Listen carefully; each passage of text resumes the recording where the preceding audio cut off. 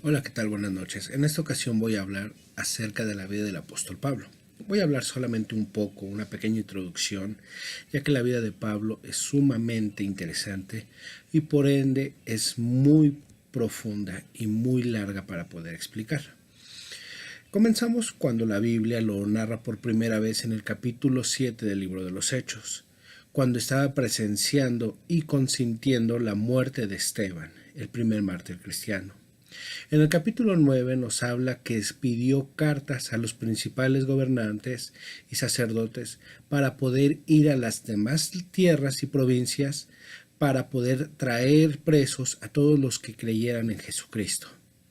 Como él era celoso de la ley, él era enemigo de Cristo y de todos aquellos que seguían el camino de Cristo, puesto que él creía que era una secta, una nueva secta que se estaba levantando en contra de la ley de Moisés.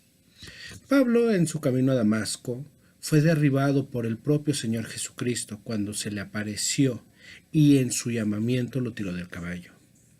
Los que le acompañaban, dice la palabra de Dios, que no vieron a nadie, pero sí escucharon la voz. Pablo entró ciego a la ciudad de Damasco. Ahí estuvo 3 días sin comer y sin beber agua, y estaba orando. Fue cuando entendió el propósito y el llamamiento al cual se le había otorgado. Después de que recibió la vista y oraron por él, fue lleno del Espíritu Santo. La palabra de Dios nos enseña y él mismo en la Escritura da su testimonio que pasó tiempo para que él pudiera seguir predicando, para que pudiera predicar a Cristo. Lo más importante de la vida de Pablo es su obra misionera, puesto que a lo largo de su vida hizo 3 largos viajes misioneros a lo largo de todo lo que es Asia. En estos viajes, él empezó a evangelizar a los gentiles. Él fue llamado a predicarle a los gentiles por mandamiento de Jesucristo. Obviamente el primero se acercaba a cada población, se acercaba a los judíos, y en las sinagogas de ellos, dice la palabra de Dios, que él debatía con las escrituras, demostrando por las mismas escrituras que Jesucristo era el Mesías esperado para el pueblo de Israel. Obviamente muchos judíos no aceptaban esta nueva doctrina y lo rechazaban. Pablo, hablando seriamente, decía que se volvía a los gentiles. En sus viajes misioneros estuvo a punto de morir. Muchas veces fue apedreado, fue golpeado, sacado de la ciudad. Pero nada lo detuvo para seguir llevando el Evangelio de Cristo y para seguir fundando iglesias a lo largo de Asia.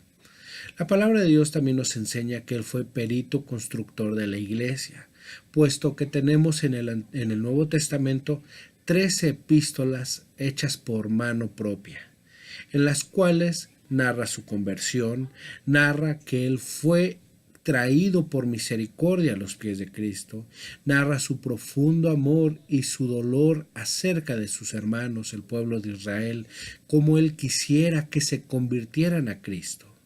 Narra cómo también llama a los gentiles el Israel espiritual.